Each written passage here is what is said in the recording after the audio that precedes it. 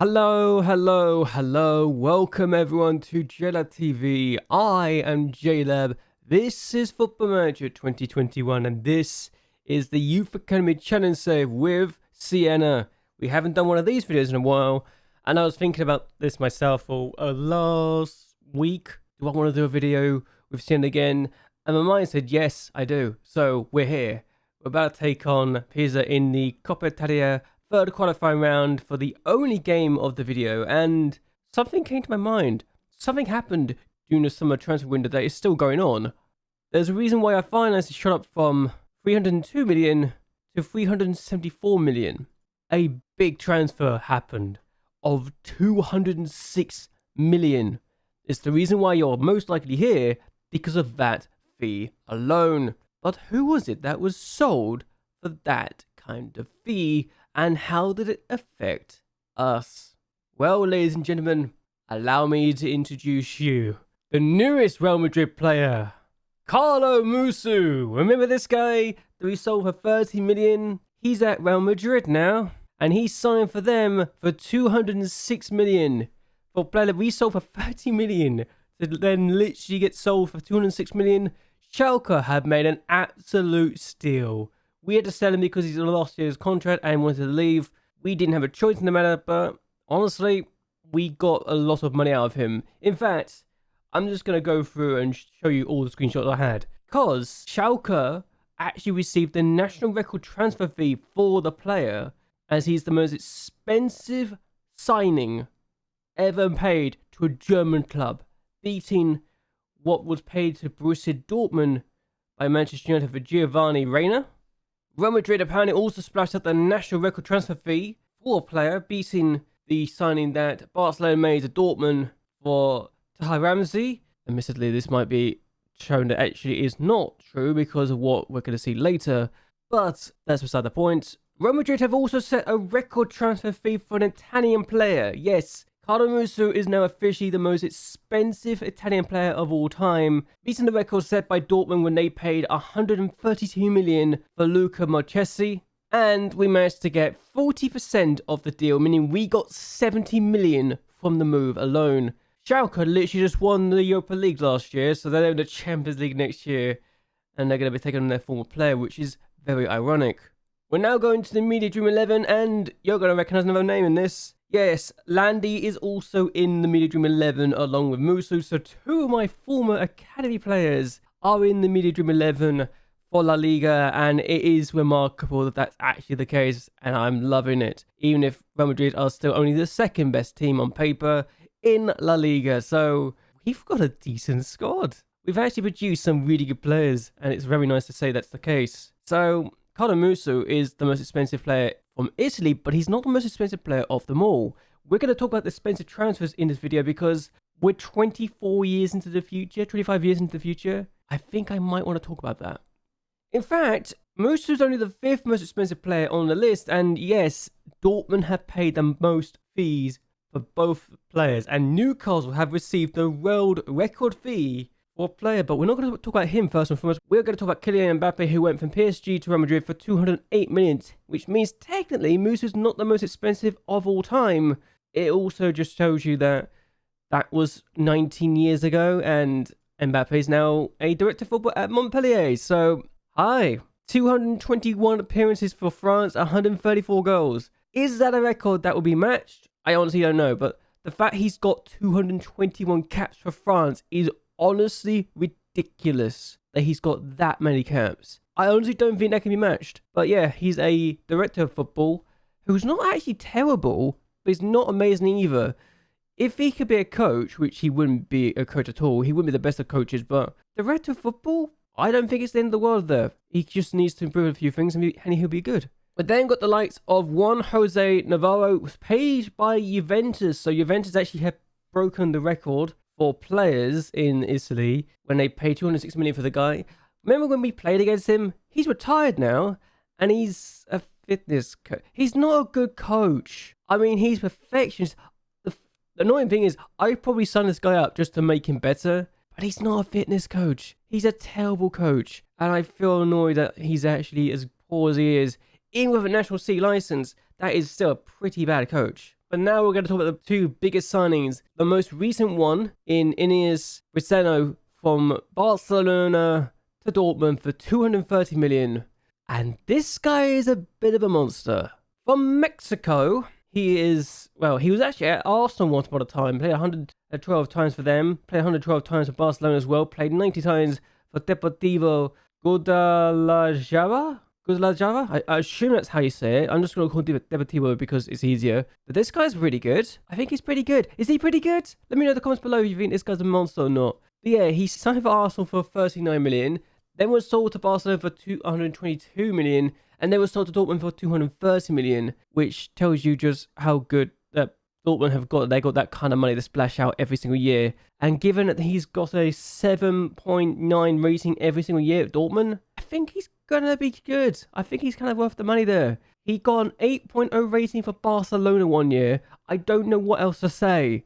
He's just ridiculously good for his level. And Arsenal made a massive profit from him, surely.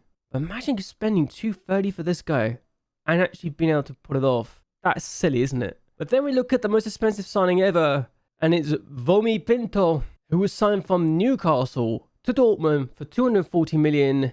What nationality is he? Well, he's Angolan. We've got an Angolan player who is the most expensive signing of all time, and he's a striker. And I think he's worth the money.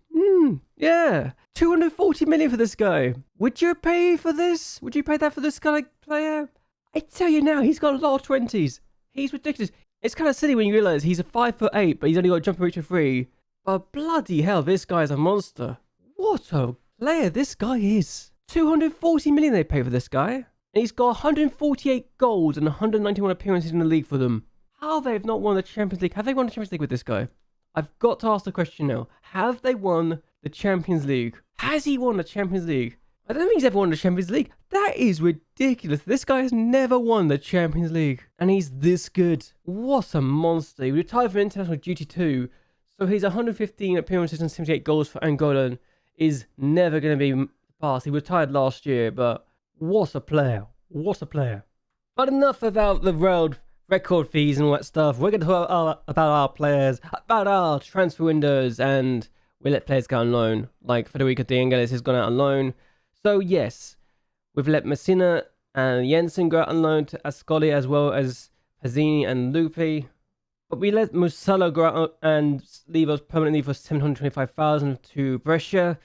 I'll be honest, I kind of will think he is a good player, but he's not good enough for us. He doesn't enjoy good matches, doesn't enjoy big matches. Yes, he's a 2.5 star, but he's only a Serie B player, which tells you just how bad our squad is still. That's a Serie B player, and it's still 2.5 stars for us. But yes, looking at the season preview, we're still predicted to finish 19th. I hate it so much. The pain of not being able to buy your own players is ridiculous. I kind of want to go for a smaller nation next time I do one of these challenges and just to see what I can do with it, but it is what it is.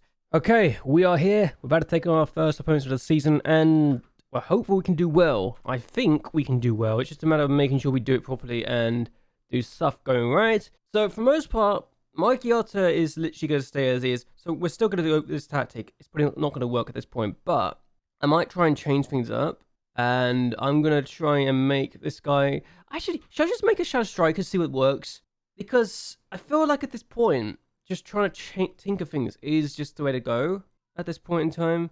And maybe not have a deep line playmaker here. And maybe just have Mazzala or something ridiculous. I know it's not the smartest thing in the world, but we're going to try something different, right? Especially with the players not doing as well as they could do.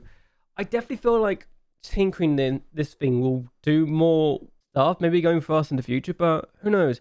I just want to see what works and where we can tinker things if we need to be. But still, we got players who are unhappy because Brunette wants to leave because his move was blocked. Dumbass. I actually want to play him the first move every so often. And I feel like there's a few things we need to work on. I think going forward, I might need to tinker this. So I am just going to have central defender. So central defender for you. Well, Polino, I could definitely play as a ball-playing defender. Actually, let's put them both in centre defence. Oh, actually, I think Polino I can work with the ball-playing defender because he's got the stats, his ability to he's good enough to do it. and he's also a good Serie B player. A good Serie A player, sorry. One of the few players that has that ability to do so. Viatina will start, Mapadi instead as well. I am just considering my options at this point in time. And also, I can literally just tinker every time I want to. That's nice. But yeah, Lanzi also is here. We've got so many players that we can tinker in and out. We can work with a few things. I might try and have a inverted winger or defensive midfielder at some point as well for other games if I need to. Let's take on our opponents today. We're going to give Carraro a chance in the first team and see what he can do with it, because I have literally got no idea how it's going to go. So let's see how we do, shall we? Got a corner, Marpelli will take it. It's in the middle. It's been headed away, but only as far as Marpelli again. Play in the middle, and Viatina scores the first goal of the season. Good stuff. I know it's a strong team for this game, but I'm very conscious of the fact that I want to get through to the next round, and that is Viatina's 37th goal of the year. But still, I want to get through to the next round. I cannot afford to let ourselves be caught in these situations, and honestly, if he misses that, that's just embarrassing. It really is. So they got a free kick. And I think Obot's headed that way. It looks like he headed that way, but here's Castro. Oh my god, that's a bad miss. So Mapelli with the corner again. We've got one goal from a corner, and it's a second goal from a corner because Viatina's just scored a second. Nice. He's only 2 goals away from Carlo Musso's record now, which is kind of nice to acknowledge as a thing, since, you know, Musso just moved for 206 million. But Viatina with a finish, and 2-0 to us. I know it's I guess a Serie B team, but it's nice to be winning. It really is. A throw now. Calusi will take it. It's down to Mapelli. Here's a shot now. Viatina. Oh, I don't know how a bot's missed that, but he has. That's a bad miss. And we'll be going 2-0 up at half time. We should have a bigger lead, but it is what it is. We've got a free kick, and it's going to be, I think, Mapelli. Yes, Mapelli to take it. He's got 2 assists. And Polino now scores. Yes. Claudio Polino, our best player, has just scored today. That's a good sign. That is a very, very good sign. And I'm confident that we can get more of him. I think he also signed a good deal as well for us. So hopefully we can stick with us for a while. But yeah, 3-0. We should be comfortable now, surely. Free kick again. Mapelli takes it. Head of the way. No one's there, but Ishan will get to this comfortably because no one's really going to catch him that quickly. Here's Polino.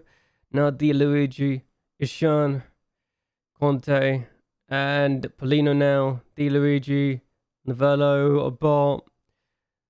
So this is a good team, and Novello's shot was blocked. It's actually a good defensive block in the end, but we know that we can be dangerous, and it's just a matter of making sure we find someone who can be good. And Viatina misses a chance for a hat-trick. Good, yeah, it's Junior Ike, our goalkeeper, playing for them. Poor sod. Just being absolutely embarrassed by us. But still, we win 3-0 against Pisa, who once upon a time were causing us problems in Serie B. So it's nice to know that we are good enough to be a good team in Serie B. And we're definitely a mid-table team on our day. So that's nice. And they had no shots on target, even though they had 7 on goal. So that's nice. And we're through to the next round. So as far as I'm concerned, that's the perfect situation. And Carraro made his debut today. So there you go. There you go indeed. Still, Margiotta, is that 1 to 2 days? That's fine. Mapelli had 3 assists, and they all came from set pieces. So Mapelli might be a bit of a monster from set pieces this year, hopefully. So hopefully we can do well with that and keep going. And I genuinely believe we have a chance to do well as we take on Stade Durel in the next round, who are in Serie B as well. So we should theoretically be going through to the next round of this competition. But if we win, we'll take on Juventus in the first round, which is never nice. And we're probably going to be destroyed again. Either way, we are going to end this here. I hope you guys have enjoyed yourselves. Hope you guys will like and share this video, and that you let me know what you think about the transfer deal that happened with Carlo Musso, because I still can't believe it's happening, but there you go. Either way, until next time, goodbye, and well, good night.